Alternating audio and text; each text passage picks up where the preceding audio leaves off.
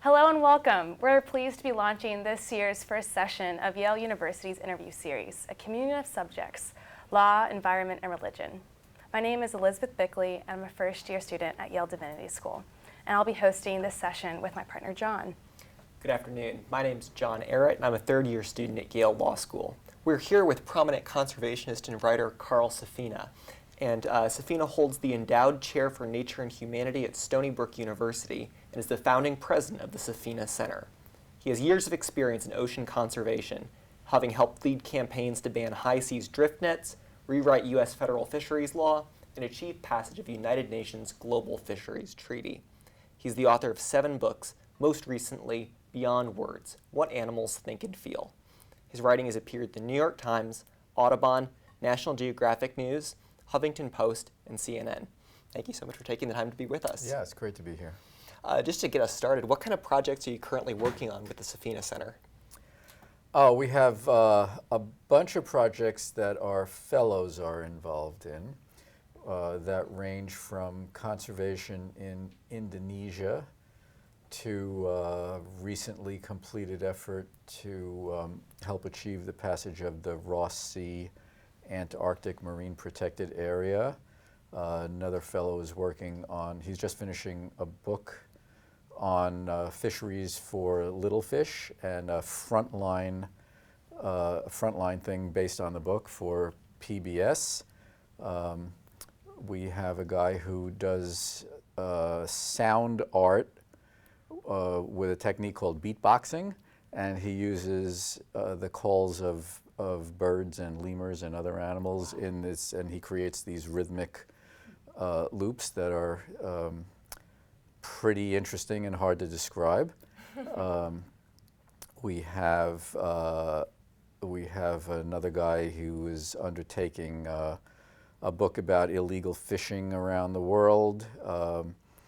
We have several other fellows doing that, which you can go to our website at safinacenter.org and see what all the fellows are doing. We also have a partnership with Whole Foods, where we help them by rating all the wild-caught seafood that they're thinking of selling, and we tell them if it's sustainable based on a whole series of criteria and peer review and all that kind of work. And I'm trying to get going on a new book right now, which is just in the very early stages of conceptualization. But What kind of new book, if you don't mind our asking? At some risk of even talking about it at this early stage, it's about the idea of culture in non-human species, which means that there are some behaviors that are performed instinctively, they just emerge without learning, and then there are other things that animals learn how to do with trial and error, but there are other things that they learn how to do from their family members or the companions in their group, and those strictly socially learned things are defined as culture. And there are a surprising number of animals that have cultural aspects to their lives and many animals that do not. So it's a way of just showing that there's a richness out there that we don't normally think of when we think of a species or how many of a species are left. We don't ask the question of what does it mean if a certain segment that has a unique set of vocalizations that they use to self-identify goes extinct. So it's not that you may not be losing just 10 or 20% of a species by number, you may be losing something very unique. So it's a way to talk about those kinds of things. Wow, that's really neat. So Carl, in this conversation about the ecological crisis, why start with the ocean and marine life? Why did I start with the ocean? Yes. Well, I grew up near the ocean, and I really became aware of the changes that were going on while I was studying seabirds as an ecologist. And I was doing a lot of fishing, recreational fishing, and I mainly saw that the fishing was just getting worse and worse over a long period of time. And I wanted to get involved in doing something with that because there really was nobody at the time talking about fish as wildlife and fisheries as a conservation issue. They were only thought of as commodities. There were no conservation groups involved, and there were big changes going on. So the land was full of conservation efforts and conservationists, and the ocean was a big need that I, personally had sensed and observed, so I got involved that way. So in a recent public controversy, I'm thinking of the Dakota Access Pipeline and its proximity to the Missouri and Cannonball River, right? Water is at the heart of the debate. And that's true, yeah. And protesters are chanting, "Water is life." Do you see echoes of your work in that activism? Echoes of my work in that activism? No, I don't, I have to say. I don't think they're taking any cues from me. Mostly those are, a lot of that has to do with the genocide that was suffered by all the natives of this half of the world, and their attempt to insist on the autonomy that supposedly they were granted to these little shards of land, and they're still trying to defend that. Yeah, so with the river and water is life, in terms of your work with the oceans, like if we were to think about water and how these connect, how would you... Oh, how rivers connect Right. to oceans? I Right. mean, well, everything flows downhill. So the thing about, much of the ocean pollution doesn't originate at sea. It all originates on land. A lot of it originates in farms. A lot of it originates from sewage systems and all the things that we do on land, and it goes downhill through rivers. All the plastic in the ocean mostly comes out of rivers from way inland on continents. So the rivers are great, unfortunately sometimes too good connectors of what people do many hundreds of miles from the actual tide line. So that life is connected in terms of the water. Oh, of course. Right. Oh, of course it's connected, yes, absolutely. Right. Yeah, it's very connected. I mean, the entire water cycle is what keeps the world alive, really, right? Thank you. Now, in addition to speaking about the ocean, one of the big themes that's in a lot of your work, especially beyond words, is, as you mentioned, kind of the animal society and animal culture and animal behaviors. And you're a big critic of attempts to map human kinds of philosophies of mind onto animal behavior and animal cognition. Do you think that those kinds of experiments, like Coco the gorilla, dolphin work, African gray parrot work, do you think that's made us more or less sensitive to the uniqueness and diversity of animal life? Well, if I might try to clarify, I'm not, I wouldn't put it that I'm a great critic of attempts to map the human mind onto the minds of other non-human animals. I think that what I'm trying to do is to show that everything in life is on a continuum, including the mind and all the mental processes, and that the mental processes and the thoughts and the plans and the emotions of non-humans are of the same kind as they are in humans. They just have their own kinds of their own thoughts, but they're not. It's not that there's a break, that humans have a mind that does this, and every other animal has either no mind or a totally different mind that does something completely different. That it's all on one continuous sliding scale. So I think that the work in trying to, that what I have been critical of is the idea of trying to teach English to other animals and have them respond in English. I think that the fictional idea of Dr. Dolittle was one of the great dreams of humanity, which is if we could talk to the animals. But I think that we need to learn how to listen to the animals more than continually trying to talk to them, because we're always talking. We don't listen well enough. We talk at each other, we talk past each other, and now we're even trying to talk to dolphins make them speak English, trying to get parrots to respond to us in English, instead of trying to understand what do parrots that are living in the wild, that have had no break in the tradition of their vocalizations, what do they do with all those noises? What information are they giving each other? They don't seem to be having conversations like human conversations, but they have a really rich array of sounds that they all are constantly making.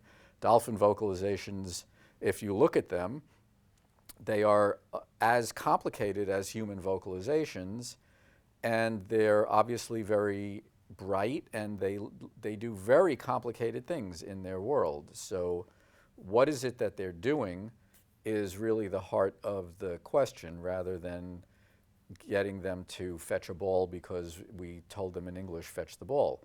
Even though we have learned a lot, but I think there are limits to what you could learn that way. And I think what we need to do is explore who else is here with us, rather than make us the measuring stick for everything. That's really not a realistic way of approaching it, I think. That makes a lot of sense. What are some of the most interesting or surprising things that you've personally seen or experienced by listening to animals and observing them on their own terms? Well, when you do that, which, first of all, almost nobody gets a chance to do that unless they are professional naturalists and ecologists that can take enormous amounts of time to sit and watch what animals do. And when you're not sitting and watching, can read about it and learn what other people have learned by sitting and watching. And what you see is that they live complicated lives where they know exactly who they are, they know exactly where they are, they know exactly what they have to do. And similarly to how humans approach life, it's a mixture of completely innate impulses and imperatives that are created by the context, and learning, and in some cases really important traditions. And it's this very rich mix, but you see that non-humans try very hard to stay alive.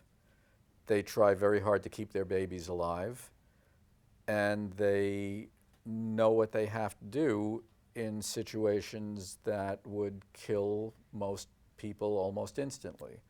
So it's, they're very impressive in a lot of ways. I think that's what you see. And it's also, you're just surrounded by a lot of beauty and a lot of things that are just alive all the time, which is, fantastic. That's great. Now, a few years ago, Blackfish came out, and movies kind of like that have tried to show at least that these animals do have inner lives beyond just kind of responding to human commands. Do you think those have helped raise the public consciousness of the way of thinking that you're suggesting? Well, what did you get as the take-home message from the movie Blackfish? I found myself mostly thinking, wow, SeaWorld's terrible for incarcerating this animal. Okay, and what did you get out of that? Similar, yeah, just grief. Yeah, so one thing about that movie is that movie was more about SeaWorld than it was about killer whales. And I think that was a limitation of the movie, from my point of view, because I'm more interested in killer whales than I am about SeaWorld. But as far as did it raise consciousness, well, SeaWorld has been is reeling from the effects of it. They are, basically closing the shows that were the main object of criticism of the film. They've lost a tremendous amount of money, and they've lost a lot of visitation, and they certainly have felt the effect of it. So I don't think it's my opinion about whether a movie like that had an effect on the public. I think it shows that there's legislation in California that really followed out of the film about the killer whale shows that prevented them from continuing the breeding program.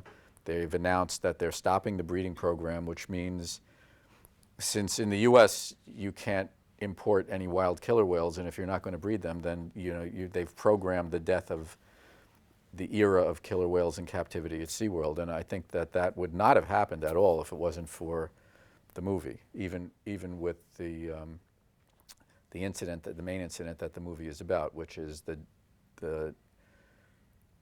it's about the death of that one trainer.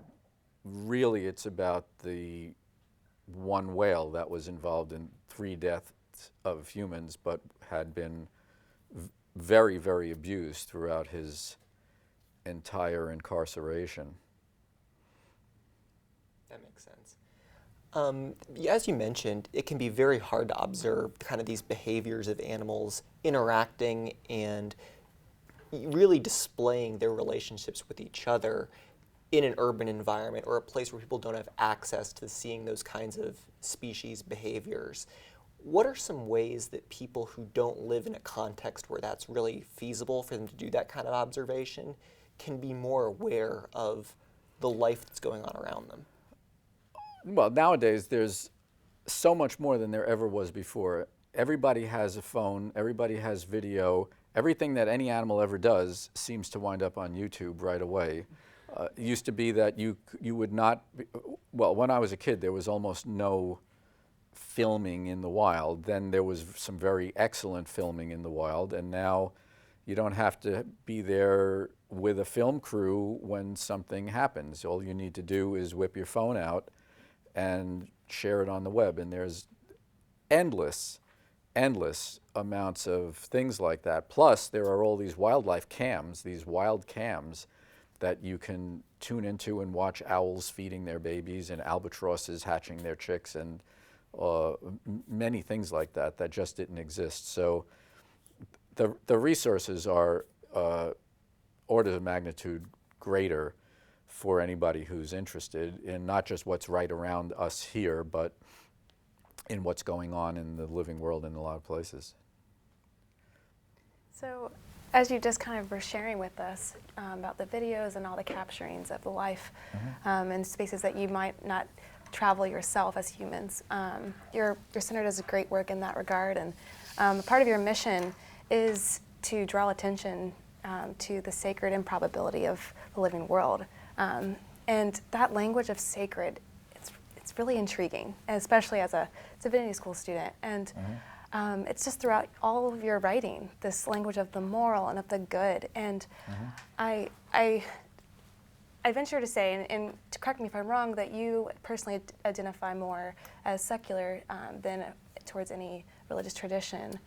That's true, yes. Okay. And yet you use religiously inflected language to make your case for the earth. And I'm wondering why you reach across that boundary. It's not entirely that I'm trying to reach across any boundary. It's that the origin of religious experience is to feel connected to things that are greater and more powerful and more profoundly, deeply true and long-lasting in space and in time. And the most obvious way to get that is to look at anything that's alive, which is all of those things all the time. And the entire living world and all of its astonishing complexity, from the mysteries of any cell in any living thing all the way up to the complexities of massive interacting living systems,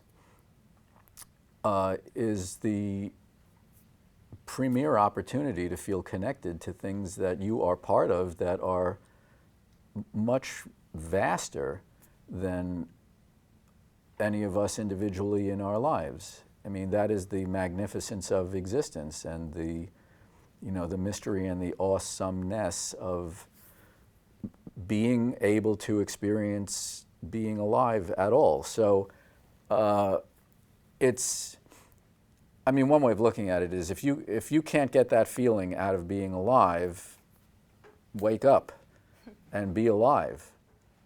It's quite an opportunity, and that's why. And I think that that's a little different than the idea of trying to reach across the divide. I think there are good reasons to try to reach across the divide between, let's just say, people who are secular and value life on earth and people who are religious and value life on earth, because what you have in common is you value life on earth. And one of the great things about religious traditions is they don't ask how much money something costs before they decide whether it's good or not. That's a really important thing. I mean, it's the most special thing about religious traditions. I don't think the religious traditions always have the right questions, and I don't think they're always looking in the right places, but the one thing that they do that's profoundly important is they approach the world with the idea of what is good and what is right and what is moral. If you base the answers on whether it's going to get you into heaven, you'll come up with a different set of answers, because I don't think that's the right question. But if you're interested in the continuity of the living world, because it belongs here and because it's astonishing, and you ask what is good and what is right and what is moral, you will get really excellent answers to those questions that will contribute to the ability of life to exist, which is not a certainty on this planet anymore. So, I mean, with religion, a lot of times those traditions are reaching to say who we are as humans and why we're here, and those deeper questions. Mm-hmm. And in terms, those are the questions that science also is completely concerned about. Who are we? Why are we here? What are we? And how does it work? I mean, the impulse of religion, I think, is to answer that question. You know, at some point, I don't know if any non-humans look around and in the wonder that they have when they look around can get to the question, why am I here? They maybe just stop at, I'm here. And that's pretty amazing stuff that I'm seeing. I've seen animals come out and take their first ever look at a world covered with snow. Now it's snowing right now, you know, and you see that they stop and they say, whoa, what just happened to the whole world? You know, I've seen, we raised a raccoon that I remember the first morning she came out from under the deck and took a look around, and it was like, what just happened to the world? She was astonished. But I don't know that she could take the question farther, like our puppy, you know, was astonished. Our chickens, for that matter, were astonished the first time they saw snow. You see the wonder and they're stopped by it. It's like nothing they've ever seen before. Can they take that another step and say, why are we here? Maybe not. I would say probably not. But I think when humans took that step, the first answers they started to try to come up with are the basis of religion. And then I think you had another level of that with philosophers who were asking about what are our relationships about? Who are we in relationship to the world and one another? It was a different approach to the same kinds of questions, and I think science asks those questions as well. But the techniques of investigating them are very different. Religions tend to develop dogmas. Philosophies tend to try to puzzle it out with logic but without data, and sciences try to measure things and try to have data that if anybody does those same kinds of measurements, they should get the same answers, and if they don't, then they probably did something wrong. So there's a standard of proof in science, but the questions, I think, are the same questions. We're all trying to figure out what this is all about. now, I'm thinking of the follow-up question too, right? Which is, I'm here, as you said, I exist, I see. Now what do I do? And Yeah, that's in the terms most of- important question. In terms of with humans in relationship to the earth, from your perspective, how do we balance this custodial or hands-off, this inaction, and not to mess with? And Well, let custodial be? doesn't mean inaction. If I don't take care of my shed will fall apart. Right. So there's a certain amount of use that you can do without damaging something, and if your use damages something, then you're abusing it by, I guess, definition. And to live and act and simply have the idea, which is not by any means original or breathtaking, that I should be able to leave as good as I got, or pass on something that is as good or better than I got it. That's an old idea. That idea is centuries old. There's nothing very tricky about that idea. And it's different than the indifference, right? Saying, I'll leave it, I'll just let go, because... Well, it's impossible to.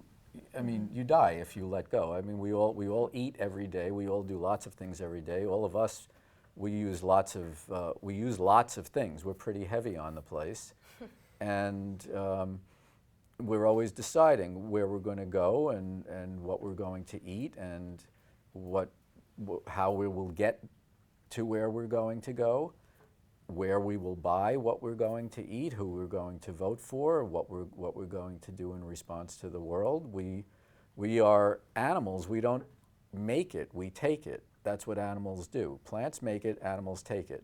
So how much taking can humans do?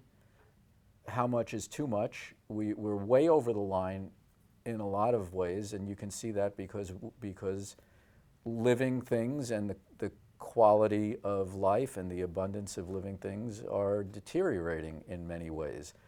In other ways, we have fixed some big problems, and some things are getting better. I think the overall trend is mostly we're doing more damage than we're fixing anything. But we know that we can fix some things. We've seen some animals come back from the brink of extinction. We've seen some forests regenerate and grow back in areas that had been clear-cut and land that had been basically, burned out by overgrazing and things like that. So all the answers are there to all the problems that we see and create, and it's largely a matter of whether we choose the answers or whether we don't care. That's largely what it's a matter of.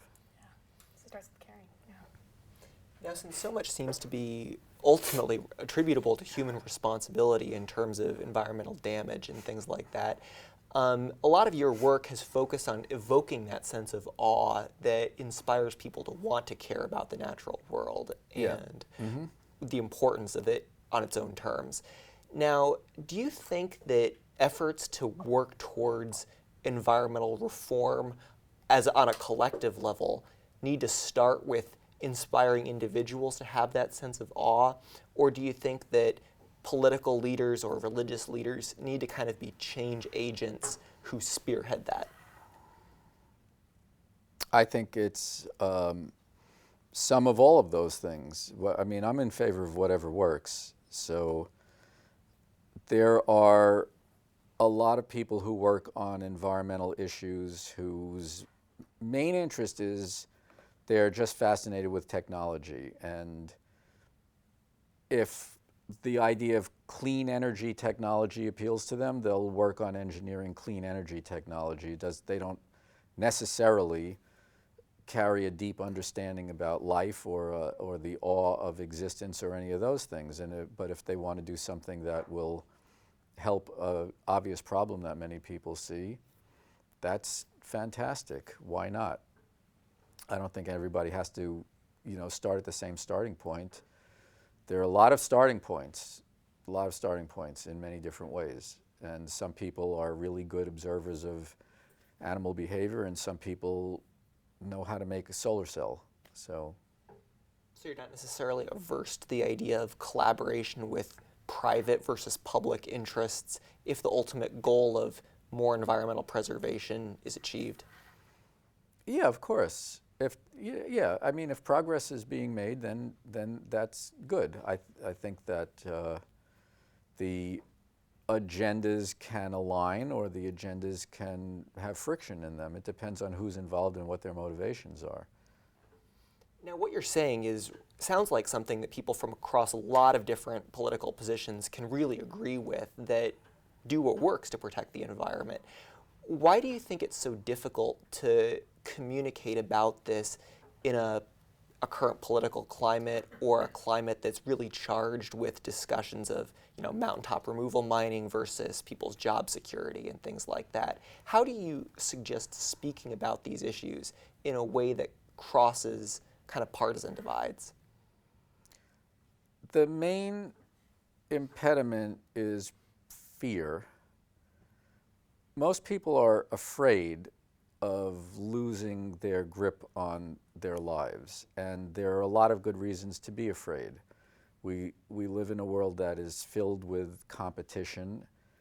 We live in a world where there is danger. We live in a world that we have continually destabilized during, especially the whole industrial era, by mechanizing things that people used to do for a living, or by which I think is probably excusable. But the other thing is that we've simply moved out of the U.S. A lot of these manufacturing jobs, for instance, have been moved out of the U.S. because keeping the environment clean costs some money, and paying people well costs a lot of money. And if you can make people work miserably in horrible conditions and save a lot of money, that is the route that many companies took. And so they pulled the rug out of the lives of many millions of people. That makes it hard for them to pay attention to anything else. I mean, when they're really just scrambling, and they are, because things are not going well, they are very ripe for hearing people stoke their fears and then offer to save them. And I think that the recent events are an obvious example of all of that. So they become very vulnerable to the wrong kinds of messages from people who have the wrong intent, I think. And I think that's part of it. It's not that people, it's not that anybody wants to mine coal for their whole life. Most people who do that would love not to have to do that, but they need to have options also.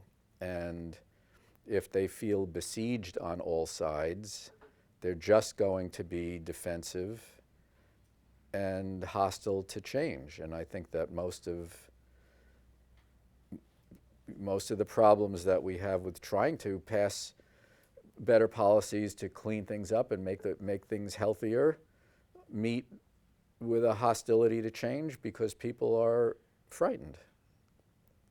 That makes a lot of sense. I think that's a lot of it. That's really interesting. And it seems like in a lot of these kinds of situations, a lot of the people affected by these kinds of disruptions and experiencing this kind of fear do belong to religious or authority traditions that do speak about environmental topics. I just found out my faith tradition did actually do a comprehensive position paper on environmental ethics, and I simply was never aware of this up until I just started reading about it.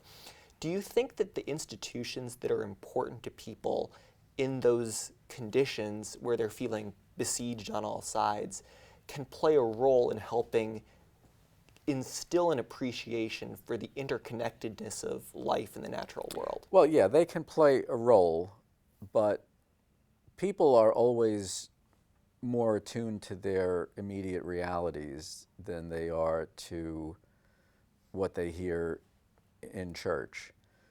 They don't just follow they don't just follow what their religious leaders say if it makes it harder to do something, or their main concern is they have to get back to worrying about whether they're going to pay the electric bill.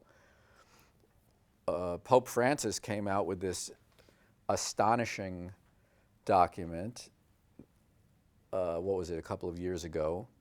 Laudato Si. Yeah, and it didn't, it engendered a lot of backlash by a lot of people pretty high up in the church, and it didn't instantly make all the Catholics of the world embrace the message or do what he was talking about.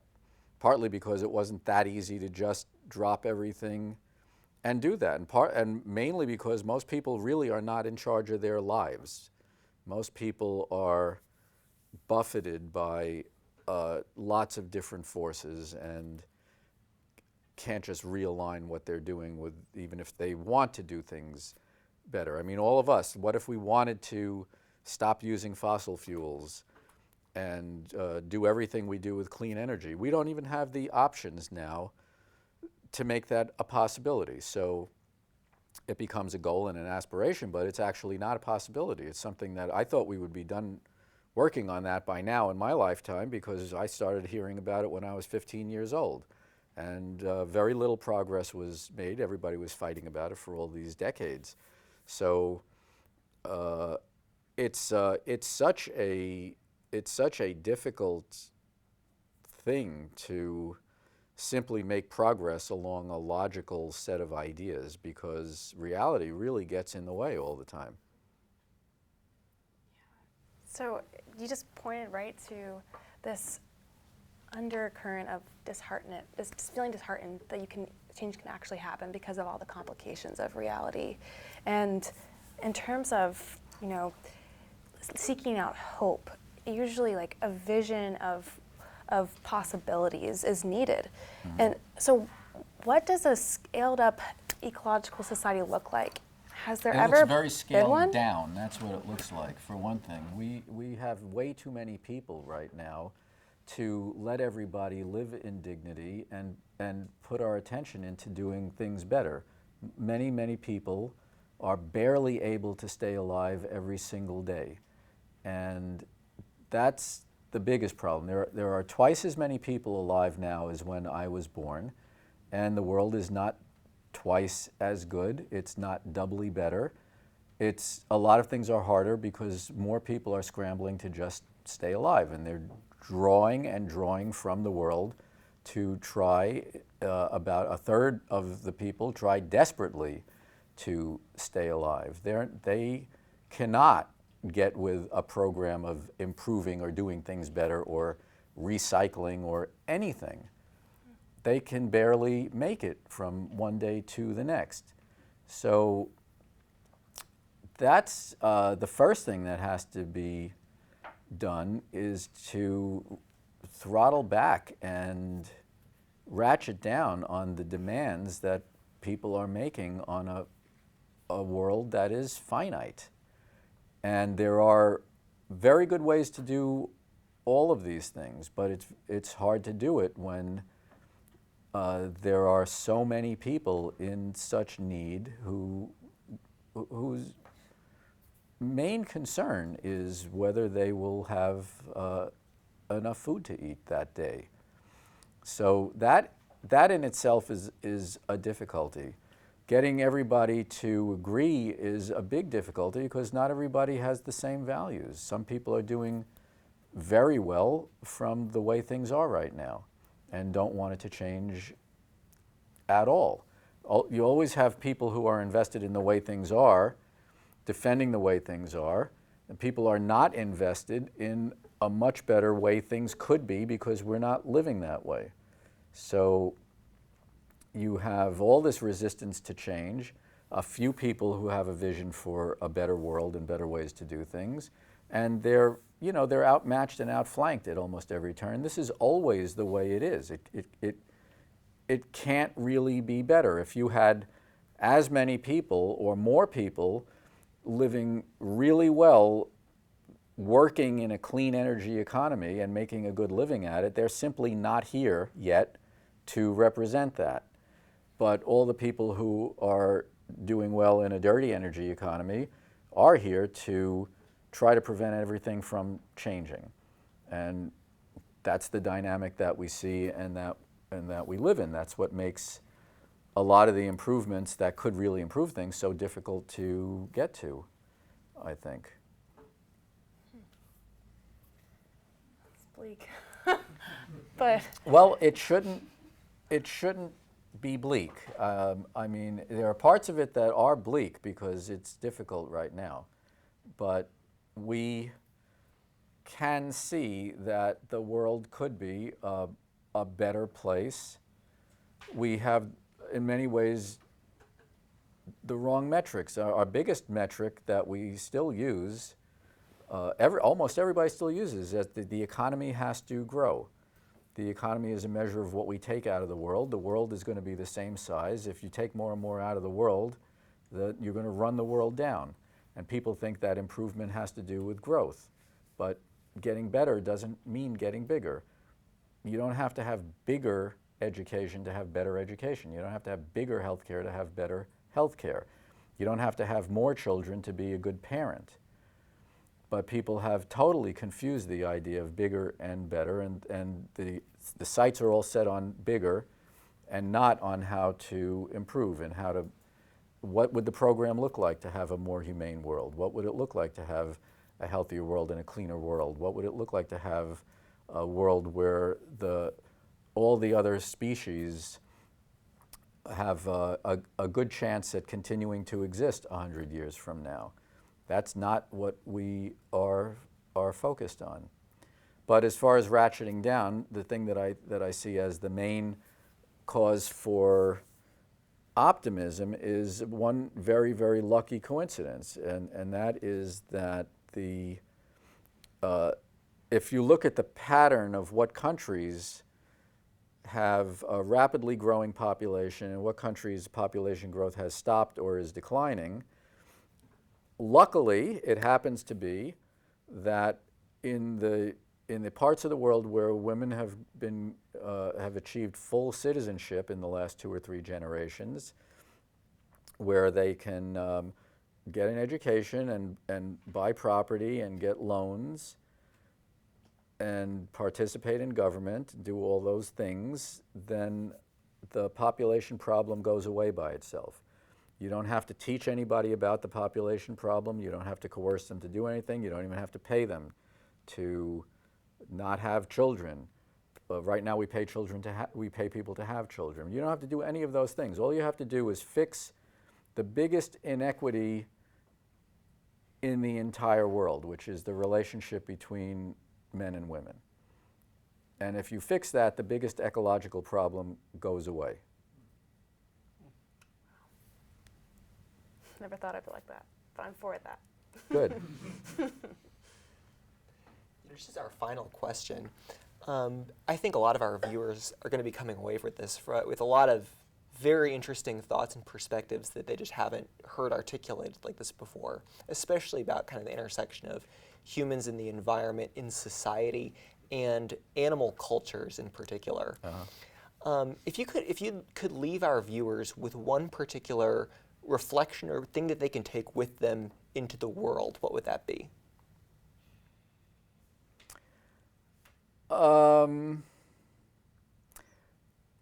Well, let's see. I guess our species for a long time existed without a sense of civilization. And for a long time, the program has been about human civilization, and I think that the program should be about humane civilization to get us into the future. Otherwise, it's a little hard to see why it's worth living. You know, I had a little discussion with somebody just this week about about an issue where my main objection to something that was proposed was aesthetic. And usually you would think, well, if there's something practical and something aesthetic, then the practical should take precedence, because what's more practical than something practical, and instead of just something just aesthetic. But it occurred to me that beauty is the thing that makes life worth the time it takes.